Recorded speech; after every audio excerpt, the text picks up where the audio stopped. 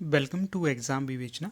तो दोस्तों, जैसा कि आपको पता है, हम अपने चैनल पर डिस्कस कर रहे हैं एलटी टेट के लिए अति महत्वपूर्ण 1000 प्रश्नों की सीरीज़ को। ठीक है, तो इस वीडियो से पहले भी हमने इसका एक पार्ट डिस्कस कर लिया है। अगर अभी तक आपने उसे विजिट नहीं करा है तो अभी डिस्क्रिप्शन बॉक्स चेक करिए, वहाँ पर आपको प्लेलिस्ट का लिंक मिल जाएगा। पहले को पार्ट को भी चेक करिएगा। इसी के साथ यहाँ पर इससे पहले जो एलटी टेट के लिए एक सीरीज़ बनाई हुई थी उसका लिंक भी दिया गया है, उसे भी आप विजिट कर सकते हैं। ठीक है, बाकी यहाँ पर ये भी आपको स्पष्ट कर देता हूँ कि जो ये सीरीज चल रही है ये ना केवल एलटी टेट के लिए महत्वपूर्ण है, अपितु हिंदी साहित्य से संबंधित कोई भी परीक्षा हो वहाँ पर ये महत्वपूर्ण रहेगी ही रहेगी। ठीक है, ये सिर्फ यहाँ पर मैंने नाम ये दिया है कि एलटी टेट के लिए 1000 अति महत्वपूर्ण प्रश्न। चाहे अगर आप एलटी टेट की तैयारी कर रहे हो, चाहे फिर कमीशन की तैयारी कर रहे हो, या पीजीटी हिंदी की तैयारी कर रहे हो, अगर हिंदी साहित्य से संबंधित आपकी परीक्षा हो तो आप इसे अच्छे से देख सकते हैं और इसको नोट करते रह सकते हैं जो जो आपको इम्पोर्टेंट लगे। ठीक है, बाकी यहाँ पर आप एक कॉपी पेन लीजिएगा, जो आता है उसे नोट करिएगा, नहीं तो आप चलते बनिए, वीडियो को कंटिन्यू रखते रहिएगा। ठीक है, तो व्हाट्सएप ग्रुप और टेलीग्राम के साथ नहीं जुड़े हैं तो उनके साथ जुड़िए, यहाँ पर आपको फ्री पीडीएफ दी जाती रहती है। ठीक है, बाकी वीडियो को शुरू करने से पहले आपको हमारी टीम के द्वारा जो एलटी टेट के लिए कोर्स चलाया जा रहा है उसको दिखा देता हूँ। नया कोर्स हमारी टीम के द्वारा चलाया जा रहा है। ठीक है, एलटी टेट न्यू बैच शुरू होने वाला है। कब से ये शुरू होगा? तो ये हो जाएगा आपका 1 मार्च से। 1 मार्च 2023 से नया बैच बैठ रहा है। जो भी इंटरेस्टेड कैंडिडेट होंगे तो इसमें एनरोल हो सकते हैं, क्योंकि हमारी टीम के द्वारा जब भी इसके लिए बैच लाया गया था तो बहुत से कैंडिडेट उसमें सेलेक्ट हुए ही थे। आपको भी अवश्य लाभ यहाँ पर मिलेगा अगर आप हमारे बैच के साथ एनरोल होते हैं। तो यहाँ पर आपको बताता हूँ क्या क्या आपको मिलेगा। इसमें देखिएगा, रोज़ सुबह आपको 8 बजे चैप्टर वाइज टॉपिक के अनुसार रिकॉर्डेड लेक्चर मिलेंगे। ठीक है, टॉपिक वाइज, ऐसा नहीं है कि जो मर्जी दिया जाएगा, पूरी तरह से इसको रूल एंड रेगुलेशन से आपको दिया जाएगा, पूरे नियम फॉलो किए जाएंगे। उसके पश्चात ही आपको चैप्टर वाइज सुबह 8 बजे वीडियो लेक्चर मिलेगा। ठीक है, इसके साथ देखिए, रोज़ उसी लेक्चर की पीडीएफ भी आपको दी जाएगी। जो लेक्चर आपको सुबह पढ़ाया जाएगा उसी की पीडीएफ भी आपको डिस्क्रिप्शन बॉक्स में दी जाएगी, उसको आप पढ़ सकते हैं। उसी का रात 9 बजे टेस्ट भी होगा। जो टॉपिक आपको सुबह पढ़ाया जाएगा उसी का आपको रात को 9 बजे टेस्ट भी देने के लिए मिलेगा। ये जो इस तरह का तरीका होता है बहुत ही यूनिक होता है स्टडी करने के लिए। पहले कोई लेक्चर आप पढ़िए, फिर उसका 9 बजे टेस्ट लीजिए। इससे देखिए पता चलता है कि आपने जो सुबह का लेक्चर कितने ढंग से देखा था। ठीक है, तो उसके पश्चात जो इसके साप्ताहिक टेस्ट भी होते हैं, और समय समय पर आपको एलटी टेट के प्रीवियस ईयर के क्वेश्चन पेपर भी मिलते हैं, और भी महत्वपूर्ण पीडीएफ इत्यादि आपको समय पर सेंड की जाती रहती हैं। अगर आप इस बैच में एनरोल होते हैं तो व्हाट्सएप ग्रुप बनाया जाएगा आपको, वहाँ पर आपको सारी चीज़ें दी जाएगी। ये कोर्स आपका पूरे 3 महीने चलेगा। ठीक है, सारा करवाया जाएगा आपको पूरे 3 महीने में। और यहाँ पर मात्र फीस भी बहुत कम रखी गई, मात्र 1000 है, कुछ नहीं होता है, मात्र 1000। देखिएगा, 3 महीने में आपको संपूर्ण करवाया जाएगा और फीस मात्र 1000 ही होगी। अगर आप लोग इंटरेस्टेड हो तो इस नंबर पर संपर्क करिएगा। यहाँ पर नंबर दिया गया है 8193121229। यहाँ पर व्हाट्सएप करिए, सारी जानकारी आपको जो चाहिए होगी वो आपको मिल जाएगी। तो चलिए शुरू करते हैं आज के लेक्चर को, ज़्यादा समय नहीं लेंगे आपका। यहाँ पर थोड़ा सा इसको जूम कर देते हैं ताकि आपको इजीली दिखाई दे सके।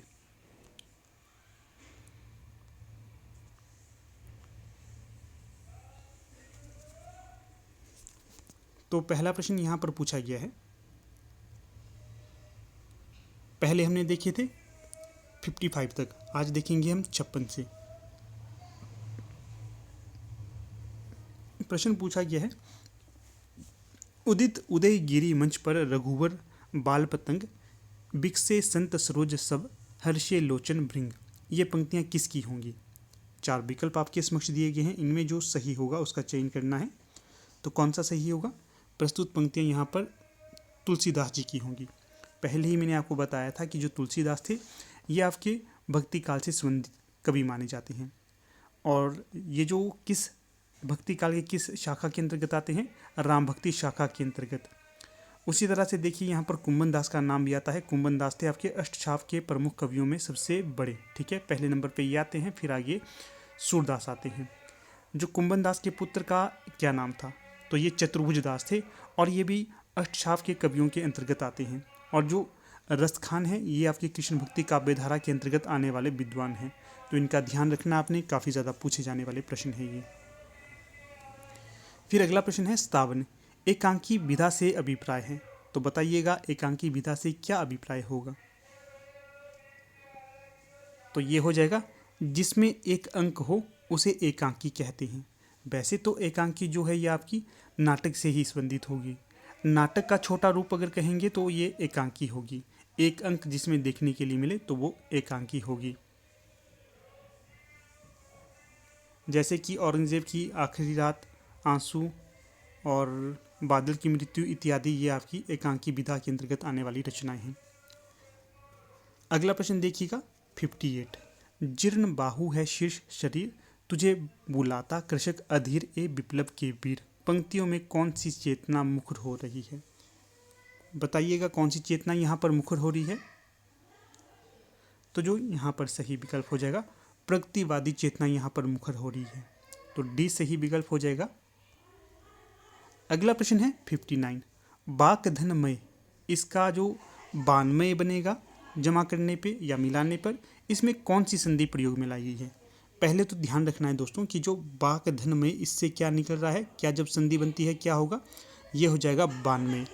अगर ये पूछा जाएगा आपसे कि जो बानमय का संधि विच्छेद करिए, संधि विच्छेद करने पे ये बनेगा और संधि विच्छेद करने पे ये बनेगा और संधि करने पे ये बनेगा, इसका ध्यान रखना है। इस तरह से प्रश्न बनते हैं।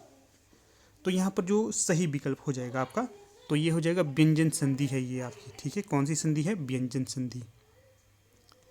फिर अगला प्रश्न है 60। हिंदी वर्णमाला में कुल कितने वर्ण हैं। हिंदी वर्णमाला में कुल कितने वर्ण हैं, तो ये बताइएगा 60 का कौन सा सही होगा। तो सही विकल्प यहाँ पर दिया गया है विकल्प ए 47। कई जगह 52 भी दिया जाता है तो वो भी सही हो जाएगा। ठीक है, ये पता नहीं किस आधार पर पूछा गया है, वैसे वर्ण तो 52 ही माने जाते हैं। अगला प्रश्न है 61। एक या अनेक वर्णों का स्वतंत्र व सार्थक ध्वनि समूह क्या कहलाता है। तो ये कहलाता है शब्द। एक या अनेक वर्णों का स्वतंत्र सार्थक ध्वनि समूह को शब्द कहा जाता है। अगला प्रश्न है 62। लक्ष्य का तद्भव रूप है, तो लक्ष्य का तद्भव रूप कौन सा होगा। तो लक्ष्य का तद्भव रूप हो जाएगा लाख। लक्ष्य नहीं लाख, लक्ष्य था ये, लक्ष्य मैं लक्ष्य कह रहा था, लक्ष्य नहीं होगा लक्ष्य, इसका लाख हो जाएगा तद्भव रूप। ये तत्सम है और ये तद्भव हो जाएगा। अगला प्रश्न 63। जलसा शब्द किस भाषा का है। तो जो जलसा शब्द होगा ये आपका हो जाएगा अरबी भाषा का शब्द, विकल्प बी। अगर पूछा जाता कैंची तो ये आपका तुर्की का हो जाता। अगर पूछा जाता आपसे उर्दू तो ये भी तुर्की का हो जाता। अगला प्रश्न 64। व्युत्पत्ति के आधार पर शब्द के कितने प्रकार हैं। व्युत्पत्ति के आधार पर शब्द के 3 प्रकार हैं, विकल्प सी सही। अगला प्रश्न देखिएगा, कौन सा शब्द अभिकारी है। तो जो नीचे शब्द होगा ये हो जाएगा आपका अभिकारी। बाकी वह, हरा, लड़का ये तीनों के तीनों विकारी हो जाएंगे, परंतु अभिकारी नीचे हो जाएगा। 65 का सही विकल्प सी। अगला प्रश्न 66। पेड़ से पत्ता गिरा में से कारक है। क्या है, पेड़ से पत्ता गिरा में से कौन सा कारक है। तो जो 66 का सही विकल्प हो जाएगा अपादान कारक। आपको फिर से स्पष्ट कर देता हूँ, अपादान से तात्पर्य होता है किसी स्थायी चीज़ से अलगाव। उदाहरण के लिए अगर हम ये कहेंगे कि पेड़ से पक्षी गिर रहा है, पेड़ से बंदर गिर रहा है, पेड़ से बिल्ली गिर रही है, या फिर पहाड़ से पत्थर गिर रहा है, कोई भी जो स्थायी चीज़ होती है वहाँ से किसी अस्थायी चीज़ का अलगाव हो रहा है तो वहाँ पर अपादान कारक हो जाएगा। अगला प्रश्न देखिएगा 78। करुण रस का स्थायी भाव है। तो बताइएगा करुण रस का स्थायी भाव कौन सा होगा। तो करुण रस का स्थायी भाव हो जाएगा शोक। शांत रस का स्थायी भाव क्या होगा, निर्वेद। ये भी काफ़ी ज़्यादा पूछा जाता है, शांत इसलिए बताया। फिर यहाँ पर देखिए आपसे पूछा जाता है रसों की संख्या आचार्य भर्तमुनि के अनुसार कितनी है। अगर भरतमुनि जी के अनुसार पूछी जाएगी तो ये 8 हो जाएगी। अगर सर्वमान्य मत के अनुसार पूछा जाएगा तो ये रसों की संख्या 9 हो जाएगी। स्थायी भाव की संख्या भी 9 ही होगी, ये भी स्पष्ट हो जाता है।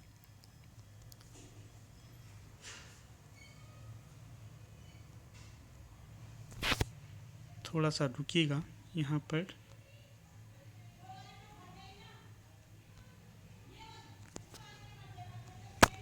जूम होने में यहाँ पर बड़ी दिक्कत होती है, पता नहीं जूम क्यों नहीं होता है ये।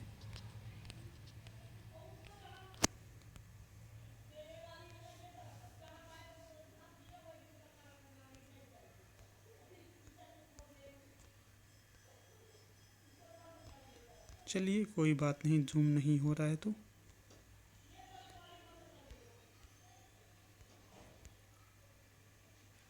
चलिए कोई बात नहीं, पेन का कलर चेंज कर देते हैं। कौन सा रखें? ग्रीन रख लेते हैं। ग्रीन नहीं, ये रख लेते हैं ब्लू। फिर देखिए अगला जो प्रश्न पूछा गया है यहाँ पर, किसी कार्य में दूसरों से आगे बढ़ने की इच्छा क्या कहलाती है? तो सही विकल्प यहाँ पर हो जाएगा स्पर्धा, विकल्प बी। अगला प्रश्न है 76, संचयन में प्रत्यय है, तो संचयन में कौन सा प्रत्यय होगा ये बताइएगा। 76 का सही विकल्प अन। कौन सा? अन प्रत्यय। जो प्रत्यय और उपसर्ग की वीडियो मैंने आपके लिए बनाई हुई है, अगर अभी तक आपने विजिट नहीं करा तो अभी विजिट करिए, काफ़ी अच्छी वीडियो है, काफ़ी लाभ आपको वहाँ से मिलेगा। अगला प्रश्न 75, पुरोधा का सही अर्थ है, तो सही विकल्प यहाँ पर हो जाएगा कुलगुरु। पुरोधा का अर्थ हो जाता है कुलगुरु, बी। अगला प्रश्न 74, त्रिभुवन में समास है, तो बताइएगा जो त्रिभुवन है इसमें कौन सा समास होगा? तो जो 74 का सही विकल्प हो जाएगा द्विगु समास। अगला प्रश्न है यहाँ पर 73, सजल नयन हुआ करे अधर बिखरे दे हंस में अलंकार है, तो कौन सा अलंकार यहाँ पर होगा 73 में? विरोधाभास अलंकार यहाँ पर देखने के लिए मिल रहा है। अगला प्रश्न 72, निम्न में से कौन ज्ञानेंद्रिय नहीं है? तो जो 72 का सही विकल्प हो जाएगा वाणी। देखिए वाणी किस प्रकार से ज्ञानेंद्रिय हो सकती है आपकी? आंख से भी हम देखते हैं, कान से सुनते हैं, जीवा से स्वाद चखते हैं, तो परंतु जो वाणी है ये किसी प्रकार की इंद्रिय नहीं है हमारी, ठीक है। अगला प्रश्न 71, कमल नयन में समास है, तो कमल नयन में कौन सा समास होगा इसको स्पष्ट करिए। तो 71 का सही विकल्प हो जाएगा विकल्प बी, कर्मधारय समास। हाँ देखिए किसी को लग रहा है मैं स्लो पढ़ा रहा हूँ, फास्ट नहीं है मेरी स्पीड, तो यहाँ पर 3 डॉट होते हैं यहाँ पर आपके ऊपर, तो वहाँ से आप स्पीड को भी बढ़ा सकते हैं। क्वालिटी भी अगर आपको कम नज़र आ रही है तो क्वालिटी को भी बढ़ा सकते हैं। अगर आप 240 देख रहे हैं तो 360 करिए, 360 से भी आगे कर सकते हैं क्वालिटी को। अगला प्रश्न है 70, जलज का पर्यायवाची नहीं है, तो कौन सा जलज का पर्यायवाची नहीं होगा ये स्पष्ट करिए। तो ये हो जाएगा जल्दी। जो जल्दी है ये जलज का पर्यायवाची नहीं होगा, बाकी मोती, कमल, मछली ये जलज के पर्यायवाची होंगे। अगला प्रश्न 69, दशधन ऋण की संधि है, इसकी संधि क्या बनेगी? तो संधि हो जाएगी विकल्प बी, दशारण। अगला प्रश्न 68, मही महीश्वर का संधि विच्छेद होगा, तो कौन सा होगा इसका संधि 68 का? विकल्प बी, महीधन ईश्वर, इसमें बड़ी ई की मात्रा लगेगी। अगला प्रश्न 67, सत्य के प्रयोग ग्रंथ के रचयिता हैं, कौन होंगे सत्य के प्रयोग ग्रंथ के रचयिता? 67 का सही विकल्प विकल्प ए, महात्मा गांधी जी। जो सत्य के प्रयोग की जो पुस्तक है इसके बारे में अगर आप एफएम या रेडियो सुनते हैं वहाँ पर काफ़ी अच्छी तरह से बताया जाता है किस किस प्रकार से महात्मा गांधी ने अपने जीवन में कष्टों को झेला था, किस तरह से उन्हें सफलता मिली थी। ये सारा कुछ इन्होंने यहाँ पर वर्णित किया है महात्मा गांधी जी के द्वारा। फिर अगला प्रश्न देख लेते हैं यहाँ पर। जूम हो जाए भाई, हो गया जूम, इधर वाला भी हो रहा है, हाँ जी।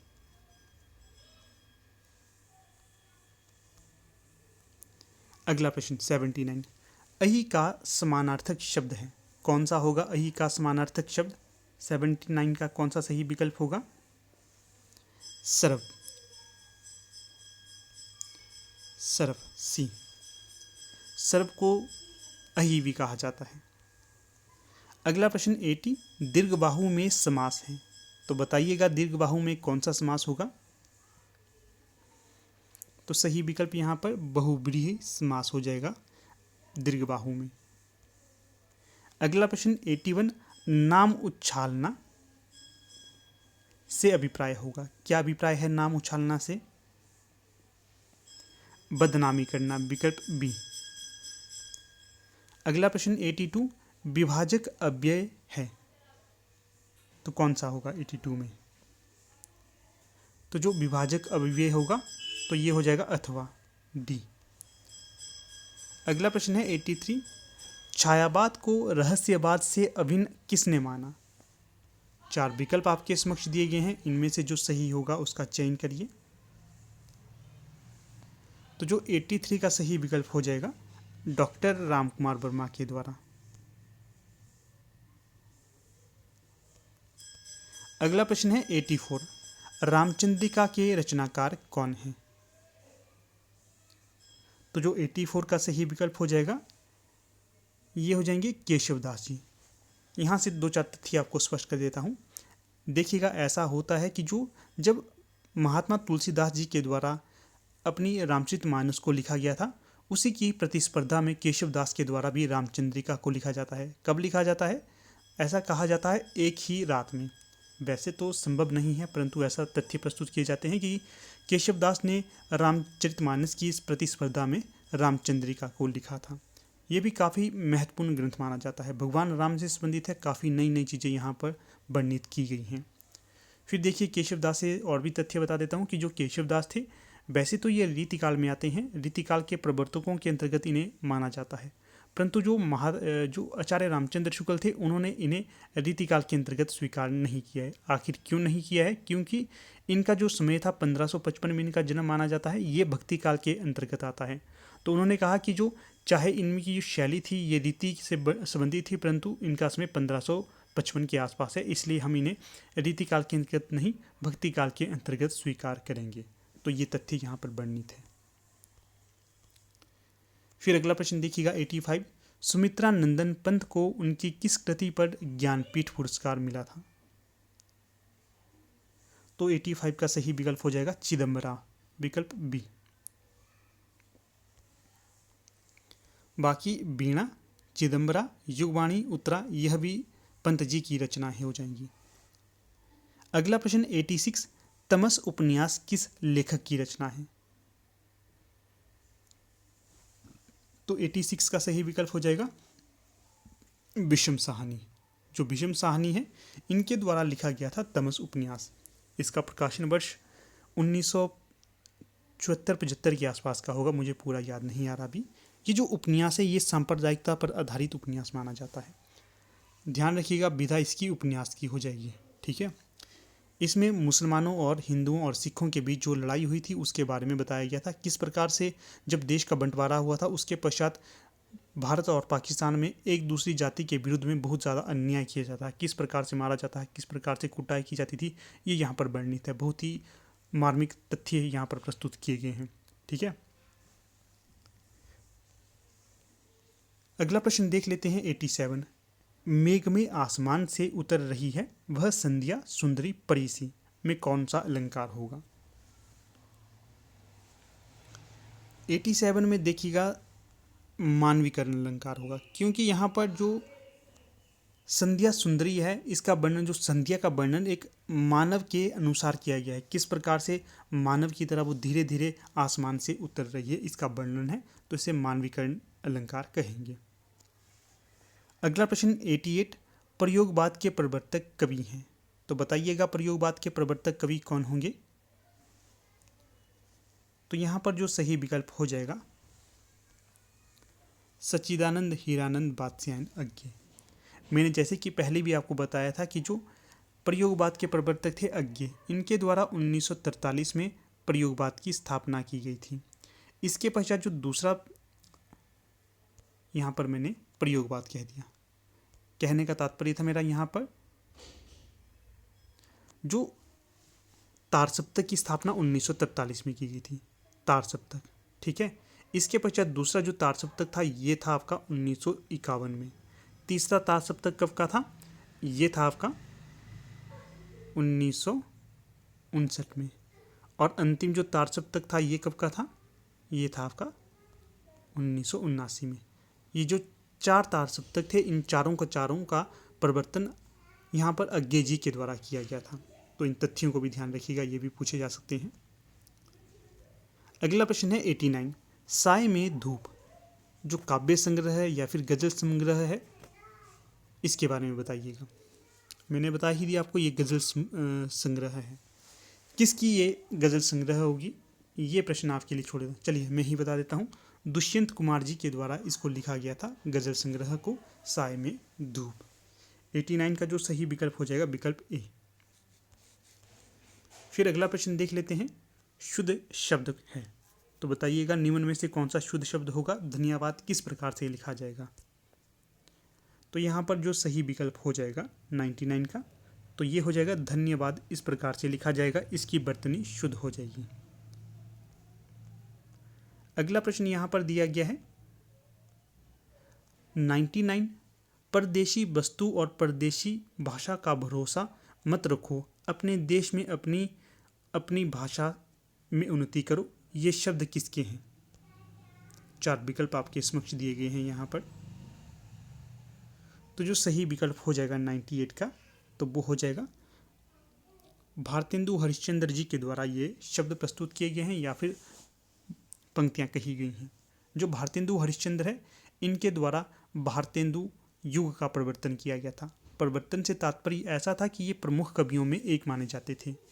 कब भारतेंदु हरिश्चंद्र का समय माना जाता है, भारतेंदु हरिश्चंद्र का जन्म हुआ था 1850 में, और कई बार इनकी मृत्यु पूछी जाती है, कब इनकी मृत्यु हुई थी, तो ये 1885 में इनकी मृत्यु हुई थी। अगर पूछा जाएगा भारतेंदु युग का समय क्या है, तो भारतेंदु युग का समय माना जाता है आपका 1850 से लेकर 1900 ईस्वी तक। इसके पश्चात द्विवेदी युग आता है 1900 से लेकर 1920 तक। तो इन तथ्यों का भी ध्यान रखिए, ये भी काफ़ी ज़्यादा पूछे जाते हैं। जो भारतेंदु हरिश्चंद्र थे, ये प्रमुख नाटककार माने जाते हैं। उपन्यास भी इन्होंने 1-2 लिखे हैं, परंतु वो अपूर्ण ही है। निबंधकार माने जाते हैं, काव्यकार माने जाते हैं, बहुत कुछ इन्होंने लिखा है। कोई भी ऐसी चीज़ नहीं छोड़ी है इन्होंने जो इन्होंने नहीं लिखी थी। और ये समाज का पथ प्रदर्शन करते थे कि आपको ऐसा करना चाहिए, ऐसा नहीं करना चाहिए, ठीक है। फिर अगला प्रश्न है 97, वह लड़की अच्छा गाती है में वह क्या है, वह। तो बताइएगा वह में क्या आएगा। तो सही विकल्प यहाँ पर जो 97 का हो जाएगा, तो ये हो जाएगा सार्वनामिक विशेषण, सी सही विकल्प। अगला प्रश्न है 96, भारतेंदु हरिश्चंद्र के नाटक के लिए किस भाषा का प्रयोग किया करते थे। तो जो भारतेंदु हरिश्चंद्र थे, जब ये नाटक लिखते थे उस समय ये एक भाषा का प्रयोग करते थे निम्न विकल्पों में से, तो वो बताइएगा कौन सी करते थे। तो ये करते थे खड़ी बोली। काव्य जब ये रचते थे उस समय ब्रजभाषा का प्रयोग करते थे, परंतु जब नाटक, उपन्यास इत्यादि रचना करते थे तो खड़ी बोली का प्रयोग करते थे। भारतेंदु युग और द्विवेदी युग तक भी ऐसे विद्वान काफ़ी ज़्यादा थे जो गद्य के लिए अलग भाषा प्रयोग करते थे और पद्य के लिए अलग भाषा का प्रयोग करते थे। इनका देखिए भारतेंदु हरिश्चंद्र का मुझे एक नाटक बहुत याद आ रहा है, अंधेर नगरी, काफ़ी ज़्यादा पूछे जाने वाला है अंधेर नगरी। और भारत दुर्दशा भी इन्हीं का नाटक माना जाता है। विषयस्य विषमौषधम, ये भी इन्हीं का नाटक होगा, ठीक है। तो ये तथ्य याद रखने आपने। और बाकी बताइएगा कि आपको ये सीरीज़ कैसे लग रही है, अच्छी लग रही है या नहीं, क्या मुझे ज़्यादा डिस्क्राइब करना चाहिए क्या नहीं। अगर ज़्यादा डिस्क्राइब की मांग आ गई तो मैं ज़्यादा डिस्क्राइब किया करूँगा, अगर लगता है कि सीधे सीधे उत्तर बताने चाहिए तो वैसे भी उत्तर आपको बता दूंगा। अगला प्रश्न यहाँ पर है 95। थोड़ा सा इसे जूम आउट कर देते हैं, ये हो गया। 1936 में प्रथम प्रगतिशील लेखक संघ की अध्यक्षता किसने की थी? तो कौन सा सही विकल्प हो जाएगा 95 का? तो ये हो जाएगा आपका जो मुंशी प्रेमचंद थे, इनके द्वारा 1936 में प्रथम प्रगतिशील लेखक संघ की स्थापना की गई थी या फिर अध्यक्षता की गई थी। ये भी प्रश्न बन सकता है कि जो 1936 में प्रथम प्रगतिशील लेखक संघ हुआ था, जिसकी अध्यक्षता प्रेमचंद्र जी के द्वारा की गई थी, ये कहाँ पर आयोजित किया गया था? लखनऊ में। और अगर ये प्रश्न बने कि द्वितीय प्रगतिशील लेखक संघ की स्थापना अध्यक्षता किसने की थी, तो ये ठाकुर रविंद्रनाथ जी के द्वारा की गई थी। अगला प्रश्न 94। यशपाल को किस उपन्यास के लिए ज्ञानपीठ पुरस्कार से सम्मानित किया गया? तो सही विकल्प यहाँ पर हो जाएगा मेरी तेरी उसकी बात। मेरी तेरी उसकी बात ये उपन्यास विधा की रचना है और ज्ञानपीठ पुरस्कार से सम्मानित है। और मनुष्य के रूप, दिव्या, झूठा सच, मेरी तेरी उसकी बात ये भी यशपाल के ही उपन्यास हो जाएंगे। अगला प्रश्न 93। नामवर सिंह किस विधा के लिए जाने जाते हैं या फिर माने जाते हैं?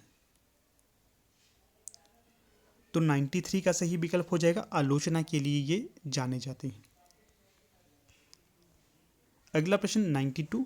कितने कितने पाकिस्तान के लेखक कौन होंगे? कमलेश्वर। जो कमलेश्वर है, इनके द्वारा रचा गया था कितने कितने पाकिस्तान को, ठीक है। और जो कमलेश्वर है मुख्यतः कहानीकार के तौर पर भी जाने जाते हैं। राजा नीरबंसिया इनकी प्रमुख कहानी है जो एनटीए नेट के सिलेबस में भी लगी हुई है। अगला प्रश्न यहाँ पर दिया गया है 91। यशपाल का पैतृक स्थान कौन सा होगा? 4 विकल्प आपके समक्ष दिए गए हैं यहाँ। जो हमीरपुर का भूपल नामक स्थान है, ये इनका पैतृक स्थान हो जाएगा। हमीरपुर हिमाचल प्रदेश में पड़ता है। अगला प्रश्न 90। सड़क से संसद तक के रचनाकार हैं, कौन होंगे सड़क से संसद तक के रचनाकार? तो यहाँ पर सही विकल्प हो जाएगा विकल्प बी, सुदामा पांडे धूमिल। इनके द्वारा सड़क से संसद तक की रचना की गई थी। एक तरह से ये काव्य संग्रह भी है और कविता के तौर पर भी इसे जाना जाता है। जो सुदामा पांडे धूमिल है, ये हिंदी काव्य के अंतर्गत नए कवियों के अंतर्गत आते हैं। बहुत ही अच्छे कवि हैं, ठीक है। समाज के मध्य वर्ग और गरीब वर्ग का काफ़ी ज़्यादा इन्होंने वर्णन किया है। कभी समय लगे तो इनको पढ़ना चाहिए आपको। आप साहित्य के स्टूडेंट हैं तो मुझे लगता है कि साहित्य से संबंधित जो जो रचनाएं आपको मिलती है उन्हें आपको नहीं छोड़ना चाहिए, ढंग से पढ़ना चाहिए। आपको काफ़ी ज़्यादा मज़ा आता है इन चीज़ों में। जैसे यूट्यूब इत्यादि देखने से बेहतर तो ये है, यूट्यूब अगर पढ़ने की चीज़ हो तो वो तो देखिएगा, कोई इसमें समस्या नहीं है। अगर व्यर्थ की चीज़ें देख रहे हैं, शॉर्ट्स देख रहे हैं, रील्स देख रहे हैं, जो नहीं देखना चाहिए वो देख रहे हैं, ब्लॉगिंग देख रहे हैं, या फिर आपका बिग बॉस इत्यादि क्या क्या चीज़ें होती हैं वो देखते हैं, उनसे बेहतर है आप इस तरह की रचनाएं पढ़ा करिए। आपको गूगल में भी मिल जाएंगी, नहीं तो आप इनकी हार्ड कॉपी भी ले सकते हैं। काफ़ी आनंद मिलता है, जानकारी भी मिलती है, आनंद भी मिलता है, और आपका समय कब व्यतीत होता है आपको पता ही नहीं चलता है, ठीक है। इन पे आप अमल अवश्य लाइएगा जो मैं कह रहा हूँ। अगला प्रश्न है 100। शुद्ध रूप है, तो बताइएगा शुद्ध रूप कौन सा होगा? यहाँ पर जो पंक्तियाँ दी गई हैं इनमें क्या यहाँ पर विकल्प ए सही हो जाएगा जो दिया गया है? क्या है विकल्प ए में? आप सपरिवार सहित आमंत्रित हैं, ये तो सही नहीं हो जाएगा, गलत हो जाएगा। सपरिवार आमंत्रित है कैसा है? आप सपरिवार सहित, आगे पीछे हो गया, नहीं नहीं होगा। आप परिवार के सहित आमंत्रित है, ये भी सही नहीं होगा। इसके पश्चात है आप सपरिवार आमंत्रित हैं, ये सही हो जाएगा। यहाँ पर देखिएगा, क्योंकि जो ऊपर वाला इसलिए सही नहीं है, देखिए यहाँ कहा गया है आप सपरिवार सहित। जब आपने परिवार पहले कह दिया तो आपको सहित लगाने की क्या आवश्यकता है? तो ये यहाँ पर नहीं होता, तो विकल्प ए ही इसका सही हो जाता, जो कि विकल्प सी में नहीं है, तो इसलिए ये सही हो जाएगा। अगला जो प्रश्न यहाँ पर दिया गया है शुद्ध वाक्य है, तो बताइएगा निम्न में से कौन सा शुद्ध वाक्य होगा? क्या यहाँ पर जो विकल्प ए है ये सही होगा, ये आज का सत्य है, या फिर यह आज का सत्य है? तो देखिए ये तो सही नहीं होगा। क्यों सही नहीं होगा? यहाँ पर ये नहीं होगा, यह होगा जो विकल्प बी में है, यह आज का सत्य है। अगला प्रश्न 102, दोहा छंद के पहले और तीसरे तथा दूसरे व चौथे चरण में कितनी कितनी मात्राएं होती है? बहुत इंपॉर्टेंट प्रश्न है, अक्सर परीक्षा में पूछा जाता है, खासकर एलटी कमीशन और एलटी टेट में तो ये पैट प्रश्न है। तो 102 का सही विकल्प यहाँ पर हो जाएगा विकल्प बी। दोहा छंद के पहले और तीसरे में 13-13 मात्राएं और दूसरे और चौथे चरण में 11-11 मात्राएं होती हैं। इसका ध्यान रखना है, पूछा जा सकता है। अगला प्रश्न 103, नाखून क्यों बढ़ते हैं? बढ़ाते नहीं होगा, यहाँ पर बढ़ते होगा। नाखून क्यों बढ़ते हैं? निबंध के लेखक कौन होंगे? पहले तो ध्यान रखना है कि जो नाखून क्यों बढ़ते हैं ये निबंध विधा की रचना है, और इसके रचनाकार कौन होंगे? तो ये होंगे डॉक्टर हजारी प्रसाद द्विवेदी, इनके द्वारा इसे लिखा गया था। इसमें इन्होंने नाखून क्यों बढ़ते हैं इसके माध्यम से इन्होंने हम जो मानव की पार्श्विक वृत्ति के बारे में बताया है, किस प्रकार से अगर वो नाखून को बढ़ते देता है तो उसकी पार्श्विक वृत्ति बढ़ती है, और अगर वो उसको काट देता है तो उसकी पार्श्विक वृत्ति घटती है। इसके बारे में वर्णित किया गया है, काफ़ी अच्छा निबंध है ये भी। फिर देखिएगा, अगर एक दो तथ्य और बता देता हूँ कि जो हजारी प्रसाद द्विवेदी थे ये ललित निबंधकार के तौर पर जाने जाते हैं। कुटज इनका प्रमुख निबंध माना जाता है। समय लगे तो कभी इसे भी देखिएगा, बहुत अच्छा है ये भी। अगला प्रश्न है 104, हालाबाद के प्रवर्तक कवि हैं? कौन होंगे हालाबाद के प्रवर्तक कवि? तो जो सही विकल्प यहाँ पर चयनित होगा विकल्प बी, जो हरिवंश राय बच्चन है इनके द्वारा हालाबाद का प्रवर्तन किया गया था। इसी के साथ देखिए हरिवंश राय बच्चन की मधुकलश, मधुबाला ये प्रमुख रचनाएं या फिर काव्य संग्रह मानी जाती हैं। जो ये अमिताभ बच्चन है इनके पिता माने जाते हैं हरिवंश राय बच्चन। इनकी आत्मकथा भी काफ़ी ज़्यादा चर्चित है। क्या भूलूं क्या याद करूं, नीर का निर्वाण फिर, बसेरे से दूर, इत्यादि इत्यादि। 10 द्वार से सोपान तक, ये इसका चौथा भाग है, ठीक है, इनकी आत्मकथा का। अगला प्रश्न 105 है, प्रगतिवाद कविता का मूल लक्ष्य है? तो बताइएगा प्रगतिवाद कविता का मूल लक्ष्य क्या होगा? तो ये होगा वर्गहीन समाज की व्यवस्था करना, ये प्रगतिवाद कविता का मूल लक्ष्य होगा। सी सही विकल्प। अगला प्रश्न है 106, राजभाषा से अभिप्राय है? तो राजभाषा से क्या अभिप्राय होगा विकल्पों के अनुसार? तो 106 का जो सही विकल्प हो जाएगा, संविधान द्वारा अधिकृत सरकारी कामकाज की भाषा को राजभाषा कहा जाता है। और ये कौन सी है? ये हमारी हिंदी मानी जाती है। फिर अगला प्रश्न देखिएगा 107, प्रथम तार सप्तक का प्रकाशन कब हुआ? ऊपर ही मैंने ये बताया था आपको, ठीक है, मैं नहीं यहाँ पर इसका उत्तर बताऊंगा आपको, ये आपके लिए छोड़ देता हूँ। सभी से ये आशा करूँगा कि आप इसके उत्तर देंगे। वैसे आप लोग उत्तर नहीं देते, पता नहीं क्यों नहीं देते हैं। उत्तर देने चाहिए आपको। जिस भी प्रश्न का आप उत्तर देते हैं तो वो आपको ज़िंदगी भर के लिए याद रहता है, चाहे वो सही हो या गलत हो। तो आप उत्तर दीजिएगा जो आपके मन में आ रहा है। जो सही होता है तो उसको मैं सीधे से आपको हट दे देता हूँ, अगर जो सही नहीं होता है तो उसके नीचे मैं कमेंट करके आपको बता देता हूँ कि इसका उत्तर ये होना चाहिए। तो इस प्रश्न का उत्तर मैं नहीं दूंगा, आप बताइएगा इसका क्या उत्तर होगा। बाकी देखिएगा, अब यहाँ पर अपनी वीडियो का समापन भी कर लेते हैं।